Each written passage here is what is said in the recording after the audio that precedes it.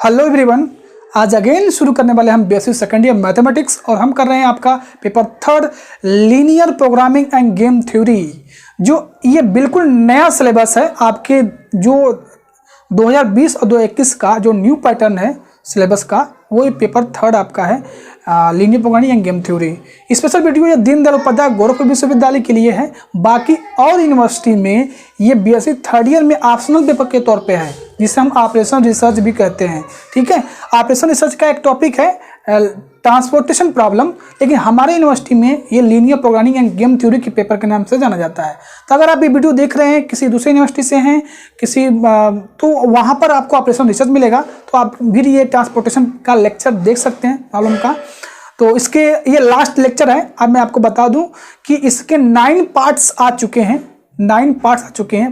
पूरा बहुत अच्छे से एक्सप्लेन किया गया, क्वेश्चन करवा दिया गया, आपको मेथड बता दिया गया है ना, हर क्वेश्चन को बहुत अच्छे से एक्सप्लेन किया गया है, कोशिश की गई है, बाकी आप जाने। तो यहाँ पर अब हम करने वाले हैं, अभी तक जितने हमने ट्रांसपोर्टेशन प्राप्त किया वो नॉन डीजेनरेट था, लेकिन आज हम ऐसा क्वेश्चन करने वाले हैं कि उस केस में अगर वो number of occupied cell is not, जैसे हम नॉन डीजेनरेट का कंडीशन क्या होता है, number of occupied cell is equal to m plus n minus 1। Number of occupied cell का मतलब क्या हुआ, जहां जहां एलोकेशन होते हैं, जैसे यहां पर एलोकेशन हुआ, यहां एलोकेशन हुआ, यहां एलोकेशन हुआ, यहां एलोकेशन हुआ, तो ये number of occupied cell suppose यहां पर 4 हुए। ठीक है, अब यहां पर नंबर ऑफ रो कितने हैं, 3 है। नंबर ऑफ रो कितने हैं, 3 है। नंबर ऑफ कॉलम भी 3 है, तो 3 + 3 6 - 1, तो ये आ जाएगा आपका 5 आ जाएगा। तो इस केस में अगर इस केस में ये क्या हो जाएगा, क्या होगा, डीजनरेट हो जाता है। क्या हो जाता है, डीजनरेट। ठीक है, अगर ये बराबर आता था, पहले हम ऑप्टिमलिटी टेस्ट करते हैं तो पहले कंडीशन ये तो चेक करते हैं ना कि क्या हो, ये नंबर ऑफ एक्यूपाइड से m + 1 - 1 हो। लेकिन अगर ये बराबर होगा तो हम आगे प्रोसीड करते हैं, UV method, Modi method apply करते हैं। लेकिन यहाँ पर अगर ये इक्वल ना आए तो आपको क्या करना है, आज हम वही कंडीशन करने वाले हैं। तो आज हम करने वाले हैं degeneracy in transportation problem, degeneracy of transportation problem last topic है। ठीक है, ट्रांसपोर्टेशन प्रॉब्लम का, इसके बाद आपका चैप्टर फिनिश होने वाला है। तो इस केस में आपको क्या करना है, कुछ नहीं करना है, जैसे हम करते चले आ रहे हैं वही रूल फॉलो करेंगे।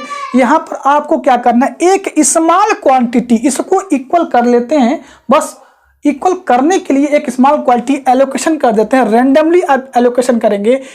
वह सेल हम लेंगे जहां एलोकेशन हुआ था, इंडिपेंडेंट सेल लेना है। मतलब इंडिपेंडेंट सेल का मतलब क्या हुआ कि अगर ये 2 लेते हो तो यहां से आप पाथ बनाना शुरू करते हो, तो ऐसा आपको नंबर अनएक्यूपाइड सेल लेना जहां एलोकेशन नहीं हुआ है। अभी समझ में आएगा जब क्वेश्चन करेंगे तो आपको, तो यहां से ऐसा पाथ चूज करना है, ऐसा अनएक्यूपाइड सेल लेना है जिससे हम पाथ अगर स्टार्ट करते हैं, शुरू होना स्टार्ट करते हैं तो वहां तक नहीं पहुंच पाए। समझ रहे हो, वहां तक ना पहुंच पाए। अगर इस केस में 2 आते हैं आपको तो आपको लिस्ट ले लेना है। मैं आपको अभी रूल अभी बता देता हूं, रूल अभी आपको स्क्रीन पे दिखेगा, पढ़ लीजिएगा आप। तो डीजनरेसी आप ट्रांसपोर्टेशन प्रॉब्लम में आपको बस एक डेल्टा चूज कर लेना है, रेंडमली आपको जहां इंडिपेंडेंट सेल में आपको एलोकेशन कर देना है, बाकी सब प्रोसेस वही है ना। नॉन डीजनरेट अगर होता है तब तो आपको पता ही है, लेकिन अगर डीजनरेसी कंडीशन आ गया तो क्रिएट होता है प्रॉब्लम। आपको ऑप्टिमलिटी नहीं चेक कर सकते आप, क्योंकि ऑप्टिमलिटी टेस्ट चेक करने के लिए number of occupied cell equal to m + n - 1 होना चाहिए, राइट। तो इसके लिए हम एक स्मॉल क्वांटिटी, एक डेल्टा यूज करेंगे। ठीक है, जो काफी स्मॉल होता है आपको पता है, ये ग्रीक लेटर में है डेल्टा। तो वही एक एलोकेशन करेंगे, उस एलोकेशन में करेंगे जहां पे इंडिपेंडेंट सेल होगा। ठीक है, तो चलिए आपको स्क्रीन पर दिख रहा होगा, एक बार रूल पढ़ लेते हैं। चलिए आप भी देखिए, मैं भी पढ़ता हूं रूल, उसके बाद इस क्वेश्चन को हम कंटिन्यू करेंगे। ठीक है, तो देखिए रूल क्या कह रहा है, degeneracy in transportation problem if total number of occupied cell is less than m + n - 1 then this is called degeneracy in transportation problem। Number of जो सेल्स होंगे आपके, नंबर ऑफ जो एक्यूपाइड सेल होंगे वो लेस हो जाए, किससे, m plus n minus में, तो इस केस में को बोलते हैं, इस केस को बोलते हैं डीजेनरेसी ऑफ ट्रांसपोर्टेशन प्रॉब्लम। आगे देखिए, तो इसको क्या करते हैं, इसके दो रूल्स है। पहला रूल्स दिया है basic feasible solution may be degenerate may be initial stage onward, है ना। दूसरा कह रहा है they may become degenerate in intermediate stages. Rule क्या देख रहा है, रूल देखिए एक बार। The extremely small quantity usually denoted by Greek letter delta is introduced the least cost independent cell. Least cost independent cell subject to the following assumption necessary two or more deltas introduce the least and second least cost independent cell। अगर दो हो जाते हैं तो second list आपको assume करना पड़ता है। पहला हमेशा पॉजिटिव होगा, डेल्टा इंटू एक्स आई जे आपको पता ही है ग्रेटर देन 0 होगा, और डेल्टा में अगर 0 जोड़ करें लेफ्ट में जोड़े राइट में जोड़ें वही आने वाला है। उसके बाद अगर एक्स आई जे प्लस माइनस डेल्टा होता है तो एक्स आई जे होता है, एक्स आई जे जहाँ ग्रेटर देन इक्वल टू 0 होता है। If there are the more one delta introduce solution, if delta dash as same row less करना है आपको delta less than delta dash से, when delta is the left of delta dash, ठीक है। If delta and delta dash as same column, अगर same column होते हैं तब क्या होता है, डेल्टा लेस होगा डेल्टा डैश से, when delta is the above delta dash, ठीक है। तो इसके रूल्स हैं, कुछ रूल्स में आपको एक बार देख लीजिएगा, पढ़ लीजिएगा, आपको स्क्रीन पे दिख रहा होगा, ठीक है। चलिए हम इसको कंटिन्यू करेंगे। सबसे पहले आपको करना क्या है, इस जो भी क्वेश्चन दिया हो तो आपको कैसे पता चलेगा, अभी थोड़ा इसको चेक करना है। जिस क्वेश्चन में आपको ऑप्टिमल सोल्यूशन पूछा जाए, अगर नाम दिया गया कि नॉर्थ वेस्ट कार्नर से इसका ऑप्टिमल सोल्यूशन निकालिए, ठीक है, या लिस्ट कॉस्ट मेथड से इसका ऑप्टिमल सोल्यूशन निकालिए, या वीएम मेथड बोगुल एप्रोक्सीमेशन मेथड से निकालिए, तो वो आप प्रोसेस करते जाइएगा, ठीक है। प्रोसेस करने का मतलब क्या हुआ, उसको जैसे हमने स्टार्टिंग में करवाया है कि वीएम मेथड से कैसे सॉल्व करते हैं उसको सॉल्व कर लीजिएगा, उसका transportation cost minimum transportation cost निकाल लीजिएगा। अब उसके बाद जब ऑप्टिमल टेस्ट पे जाएंगे तब हमें डीजेनरेसी का कंडीशन चेक करना पड़ता है। तो चलिए देखते हैं पहले इसको सॉल्व कैसे करेंगे। पहले आपको हम मेथड से बीएम मेथड से हम सॉल्व करने वाले, आप किसी मेथड से सॉल्व कर सकते हैं, बीएम मेथड से इसको हम सॉल्व के इसका मिनिमम कॉस्ट ट्रांसपोर्टेशन कॉस्ट निकालने वाले हैं, ठीक है। तो चलिए आगे देखते हैं। तो ये देखते हैं कैसे सॉल्व करेंगे। सबसे पहले आपको क्या करना है, जो भी ट्रांसपोर्टेशन प्रॉब्लम क्वेश्चन आप लगाने जा रहे हो, फर्स्ट काम आपका ये कि चेक करो बैलेंस की अनबैलेंस है। बैलेंस है तो ठीक है, कोई प्रॉब्लम नहीं। अगर अनबैलेंस है तो उसको बैलेंस किया जाता है, डमी रो डमी कॉलम ऐड करके हम उसको ऐड करते हैं। कैसे करते हैं, बहुत बेहतरीन बताया गया आपको, जाके प्लेलिस्ट में देखिए कि how to solve transportation problem. जो अनबैलेंस ट्रांसपोर्टेशन प्रॉब्लम होते हैं उन्हें कैसे सॉल्व करते हैं, ठीक है। तो देखिए हमने सबसे पहले क्या किया, इस टेबल के अकॉर्डिंग ये हमारा क्या है, सोर्स है S1 S2 S3, destination D1 D2 D3 है, सप्लाई क्या है 10, सोर्स S1 के लिए 10 15 और 40। इसका तो डिमांड क्या है, डिमांड एबिलिटी क्या है हमारा 20 है, 15 है और 30 है, राइट। अब हम चेक करेंगे कि ये क्या है, बैलेंस है कि नहीं है। टोटल सप्लाई कितना है, ये देखो 10 15 40 ऐड करेंगे तो क्या मिलने वाला है, 65 मिलने वाला, राइट। अब टोटल डिमांड निकालो तो 20 + 15 + 30 कितना आएगा, 65। बहुत अच्छी न्यूज है कि ये हमारा क्या है, बैलेंस ट्रांसपोर्टेशन प्रॉब्लम है। अगर अनबैलेंस होता तो दुनिया भर का काम बढ़ जाता, फिर आपको अनबैलेंस करना पड़ता, ठीक है। यहां करने के बाद आपको क्या करना है, आपको यहां से अब आपको वीएम मेथड अप्लाई करिए। आप जो अप्लाई करें या क्वेश्चन में जो गिवन उसी से करिए, जो गिवन उसी से करिएगा, नहीं तो वीएम मेथड अप्लाई करिएगा, क्योंकि मिनिमम कॉस्ट यही देता है VM method. Since transportation problem is balance है, so we apply VM method बोगल approximation method for finding IFBS का मतलब क्या हुआ, इनिशियल बेसिक फिजिबल सॉल्यूशन। क्या हो गया, इनिशियल फिजिबल बेसिक सॉल्यूशन, ठीक है। ये हम निकालने वाले हैं। तो हमने यहाँ एक और टेबल बना लिया, कैसे निकालते हैं, हर वीडियो में बीएम मेथड अप्लाई हो रहा है। अगर आपको नहीं आता है तो बहुत बड़ी प्रॉब्लम है, ठीक है। तो क्या करते हैं हम यहाँ पर रो पेनाल्टी लगाते हैं, कॉलम पेनाल्टी लगाते हैं। तो रो पेनाल्टी का मतलब क्या होता है, फर्स्ट रो में 2 मिनिमम एलिमेंट को लो, उनको सब्ट्रैक्ट कर दो, विदाउट साइन से कोई मतलब नहीं करता है। तो 2 मिनिमम क्या है, 2 है, तो यहाँ पर दोनों का डिफरेंस क्या होगा, 0 होगा। यहाँ 2 मिनिमम क्या है, 1 और 2 है, तो यहाँ इसका डिफरेंस क्या आएगा, 1 आएगा। यहाँ 2 मिनिमम क्या है, 1 1 है, तो 0 आ जाएगा। यहाँ 2 मिनिमम एलिमेंट क्या है, 1 और 2 है, तो क्या मिलने वाला हमको, 2 - 1 1 आने वाला है। यहाँ 2 मिनिमम क्या है, 1 आ जाएगा। यहाँ 2 मिनिमम क्या है, 1 आ जाएगा। लो, तो सारे 1 1 आ गए। अब उसके बाद क्या करते हैं, इसके बाद हम देखते हैं रो पेनाल्टी और कॉलम पेनाल्टी में कि जो सबसे मैक्सिमम होता है उसी का पहले हम डिमांड सप्लाई पूरा करते हैं। लेकिन आप तो कोइंसिडेंट देखिए, चार इक्वल हो गए। क्या हो गए? 4, यहाँ भी 1, यहाँ भी 1, यहाँ 1। अब क्या किया जाए? तो इस केस में हम क्या करते हैं, सबसे ज़्यादा जिसका डिमांड या सप्लाई पूरा होगा, जिसका सबसे ज़्यादा एलोकेशन होने के चांसेस होते हैं, उन्हीं को पहले लेते हैं। इस 1 को अगर लेते हैं, मिनिमम क्या है? 1 है, यही एलिमेंट लेंगे। इसका एलोकेशन करें तो 15 इसका डिमांड है, सप्लाई 15 है, राइट। तो इसका 15 हो सकता है। इस 1 की बात करें तो यहाँ 1, देखो यहाँ पर 20 हो सकता है, देख रहे हो, यहाँ पर 20 है डिमांड और सप्लाई 40 है, तो ये भी हो सकता है। तब तो ये तो डिलीट हो गया, इसको तो लेना ही नहीं है। अब इस पे आ सकते हैं कि 20 ले सकते हैं इसको। अब इसकी बात करें तो इसमें 1 है, 15 हो रहा है यहाँ पर, तो कोई बात नहीं, इसको तो हम नहीं ले सकते क्योंकि 20 ऑलरेडी मिल चुका है। अब यहाँ पर 30, ये देखिए इस 1 को लेने की बात करें तो यहाँ पर 30, राइट।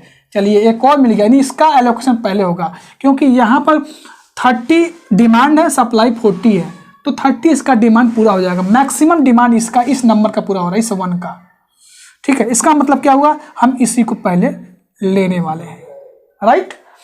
तो चलिए देखते हैं इसका डिमांड क्या है। डिमांड 30 है, सप्लाई 40 है, तो इसका हम पूरा कर दें 30। जो मिनिमम होता है ना दोनों में, वही लिखते हैं यहाँ पर एलोकेशन। तो ये कैंसिल होकर 0 क्योंकि इसका डिमांड पूरा हो गया। यहाँ क्या बचा? 10 बच गया आपका। अब ये जो थर्ड रो कॉलम है ये कैंसिल, उसको डिलीट मान लेते हैं, राइट। अब क्या करते हैं, फिर से अगेन करिए रो पेनल्टी। तो 2 एलिमेंट है, 0 आएगा, यहाँ पर 3 आने वाला है, यहाँ पर 2 आने वाला है, ठीक है। सबट्रैक्ट कर रहे हैं 2 मिनिमम एलिमेंट को लेकर, इसमें से इनमें 2 मिनिमम क्या है, 1 और 2 ही है, तो यहाँ 1 फिर से आएगा। 1 2 2 मिनिमम है तो 1 इसका डिफरेंस आएगा। ये तो आपका डैश हो जाएगा क्योंकि इस तो डिलीट हो गया है। अब फिर से रो और कॉलम में पेनल्टी में देखिए मैक्सिमम कौन है।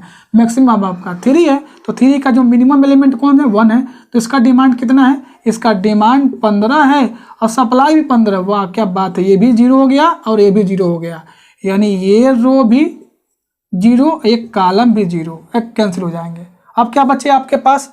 एक ये बचा, एक 1 बचा है। तो देखेंगे दोनों मिनिमम कौन है। यहाँ पर से आपका आएगा तो 2 आने वाला है, यहाँ पर से आपको 1 मिलने वाला है, और यहाँ पर आपको क्या मिलने वाला है?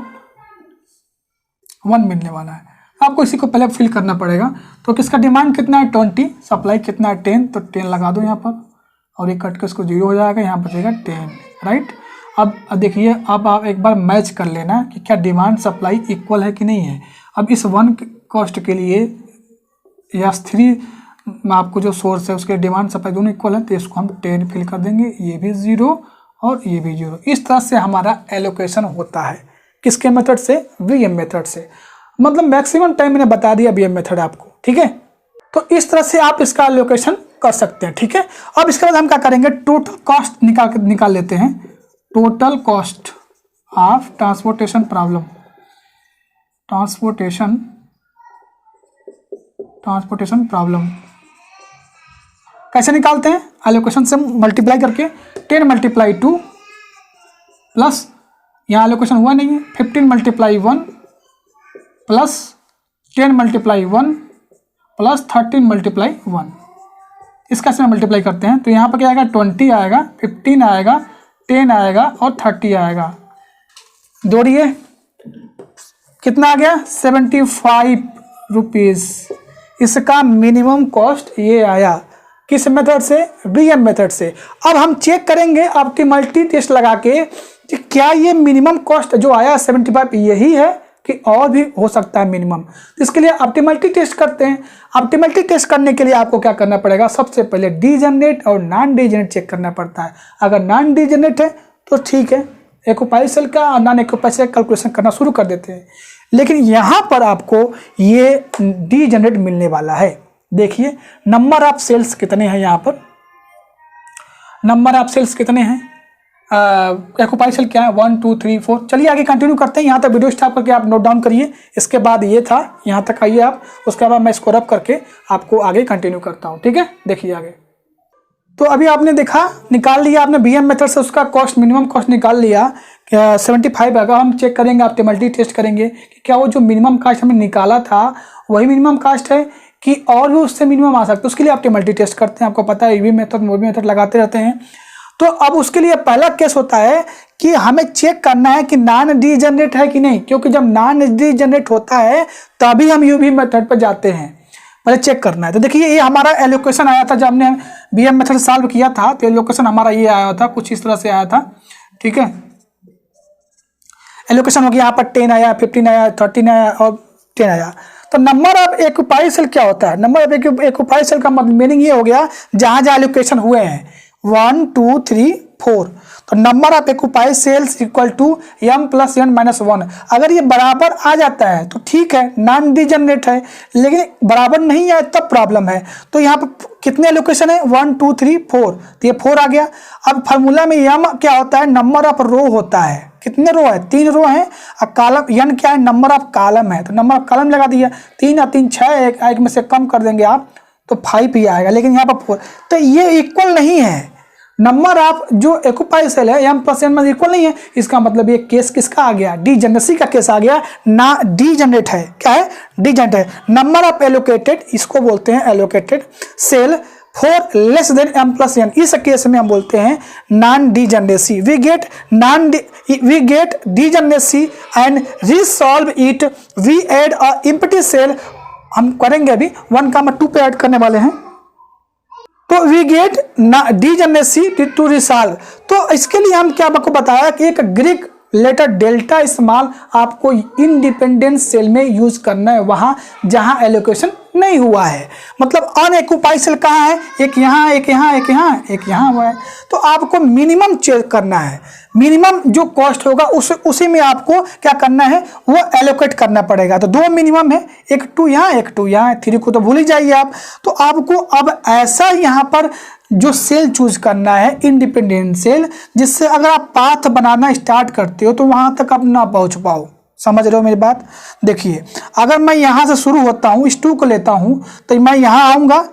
अब कहाँ से टर्न लेते हैं? टर्न कहाँ से लेते हैं? ये मुड़ते कहाँ है? जहाँ एलोकेशन होगा वहीं मुड़ते हैं, आपको पता ही है।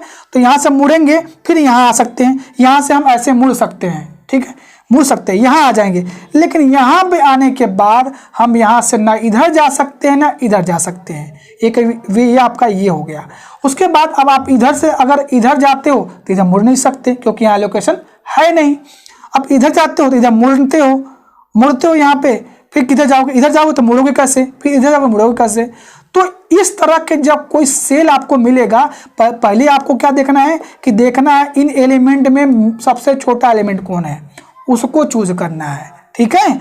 अब ये नहीं कि आप 4 को ले लें, है ना। यहाँ पर कितने हैं? 2, मिनिमम तो आपको सबसे 2 ही है। तो अब ये इंडिपेंडेंट मिल गया। इंडिपेंडेंट का मीनिंग यही है कि पाथ चूज करें तो वहां तक हम पहुंच ना पाए। समझ रहे हो ना मेरी बात, मैं क्या बोल रहा हूँ?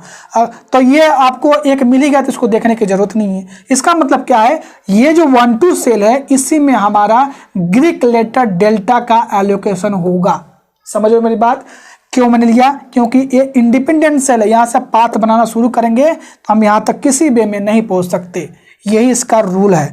तो इसीलिए वी एड एम्प्टी सेल 1,2 यही है ना, and allocate delta greater than 0, तब जाके हम इसको इसी को हम एलोकेट कर देंगे, डेल्टा से एलोकेट कर देंगे। तो इस टेबल को मैं यहाँ पर डेल्टा से एलोकेट कर देता हूँ। अब देखिए आप, नंबर ऑफ एलोकेशन कितने हो गए? 1 2 3 4, 5 हो गए।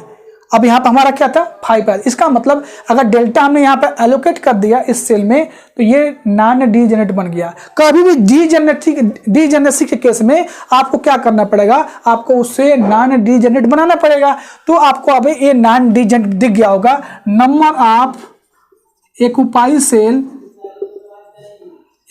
Cell equal to m plus n minus 1, तो कितने हैं? 1 2 3 4 5, नंबर ऑफ द रो 3। अब देखिए 5 इक्वल टू 5 आ गया। अब मैं आपको काइंड और इंफॉर्मेशन में बता दूं, इसका कोई मीनिंग ही नहीं है, बस नॉन डीजेनरेट के लिए इसका हम यूज करते हैं। समझ रहे हो मेरी बात?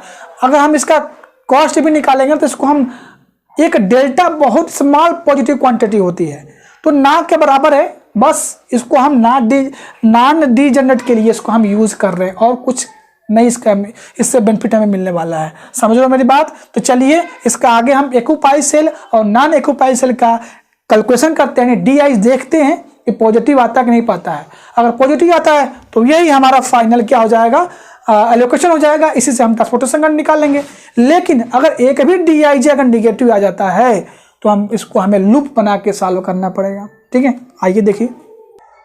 तो ये नेक्स्ट स्टेप पे हमें क्या करना है, CIJ और DIJ कैलकुलेट करना है। कैसे करते हैं, आपको R1 को हमने रो को मानते हैं U1 और U2 U3, फर्स्ट कॉलम को V1, सेकंड कॉलम को V2 और थर्ड को V3 मान लेते हैं। ठीक है, आपने पता चल गया कि आपको ये डांडियर बन गया।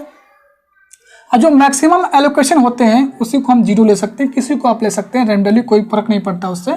ठीक है, हमने क्या कर दिया, इस U1 को 0 ले लिया, तो इस U1 को 0 ले लेंगे। For occupy cell, occupy cell का मतलब जहां एलोकेशन हुए ये और ये। ठीक है, तो CIJ equal to UY plus VJ होता है फार्मूला। आप करते चले जा रहे हो, बहुत क्वेश्चन लगा चुके।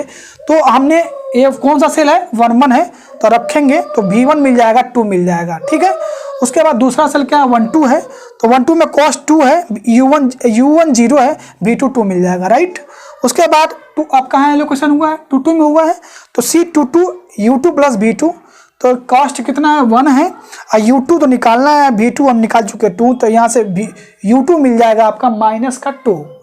इसी प्रकार C31 की बात करें तो कॉस्ट 1 है, U3 निकालना है, V1 पता है हमारा 2, तो U3 मिल जाएगा -1। अब यहाँ लोकेशन 3 3 है ये, तो यहाँ से आ जाएगा 1 इसके लोकेशन -1, U3 की वैल्यू V3 मिल जाएगा आपका, फिर से अगेन 2। तो ये तो रहा आपका एक्यूपाई सेल का कैलकुलेशन। अब जहाँ एलोकेशन नहीं उसको भी कैलकुलेशन करते हैं, जिसे हम DIJ बोलते हैं। अगर वो सारा पॉजिटिव आता है तो गुड न्यूज है कि आपका जो एलोकेशन हुआ वही मिनिमम कास्ट हो जाएगा।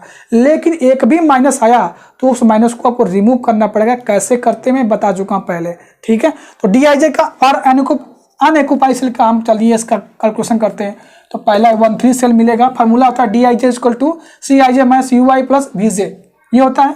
तो 1 3 पर एलोकेशन नहीं हुआ है, I बराबर 1 रखिए, J बराबर 3 रखिए। रखने के बाद 1 3 सेल में लोकेशन 3 है। अब ये U1 V3 के वैल्यू यहाँ से आप लेकर रख सकते हैं यहाँ पर, तो मिल जाएगा 1 आ जाएगा।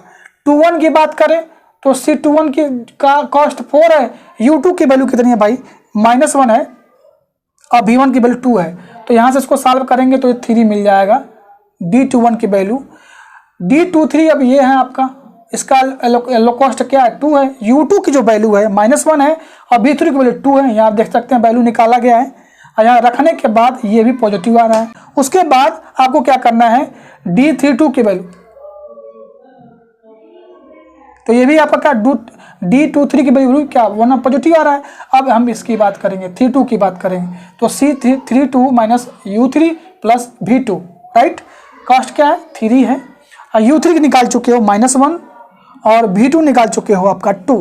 तो करेंगे तो ये भी पॉजिटिव आ गया, यानी ऑल DIJ हमारा क्या आ गया, पॉजिटिव आ गया, स्ट्रिक्टली पॉजिटिव मिल गया। इसका मतलब जो आपने मिनिमम कॉस्ट स्टार्टिंग में BM मेथड से निकाला था वही मिनिमम कॉस्ट इसका भी आने वाला है। समझे कि नहीं समझे, ठीक है। तो DIJ आपको समझ में आएंगे। वीडियो स्टॉप करिए, इसको नोट डाउन करिए। अब इसका हम फाइनल आंसर लिखने वाले हैं कि क्या आएगा आंसर, ठीक है। तो आइए देखते हैं।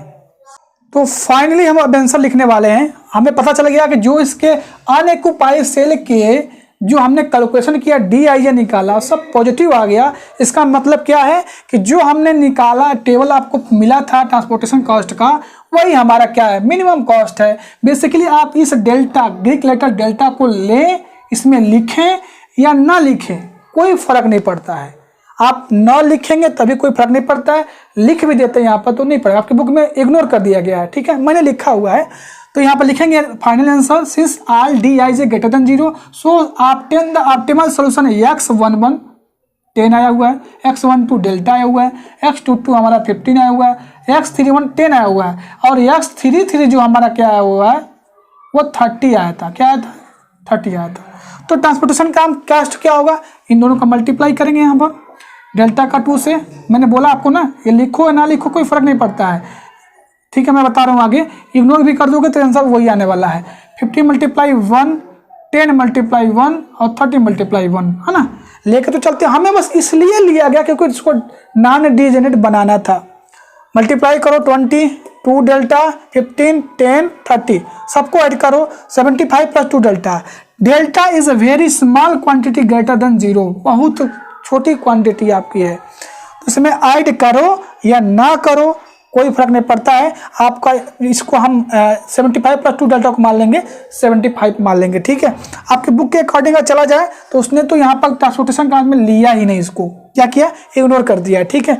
बट आपको ऐसा भी करते तो कोई प्रॉब्लम नहीं, सही है, सब कुछ सही है, कोई दिक्कत नहीं। तो ये आपका फाइनल जो डीजेनरेसी ट्रांसपोर्टेशन प्रॉब्लम का क्वेश्चन था, यानी आपका कंसेप्ट था, वो यहीं पर समाप्त होता है। बहुत अंदर से खुशी मिल रही है कि पार्ट 10 तक पहुंचने में चैप्टर इस समाप्त हो गया।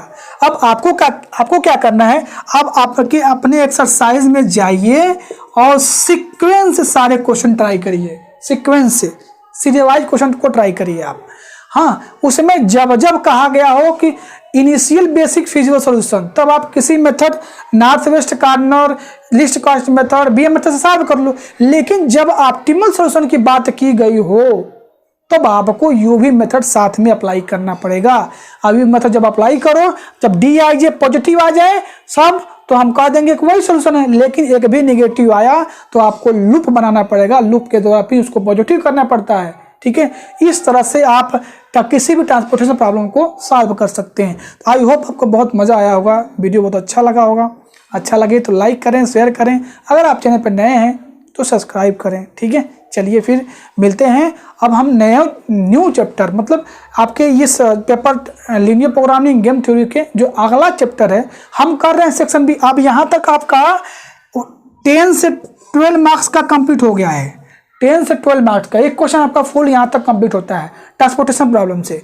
अब इसी सेक्शन बी का ही असाइनमेंट प्रॉब्लम कर लेते हैं, वो भी इजी है, जल्दी हो जाएगा। उसके बाद सेक्शन बी में LPP में जाएंगे, सिंप्लेक्स मेथड करेंगे, हो जाएगा समाप्त। बस विश्वास रखिए, वीडियो को शेयर करते रहिए, लाइक करते रहिए, ठीक है। चलिए अब मिलते हैं नेक्स्ट वीडियो में, तब तक थैंक यू, बाय बाय।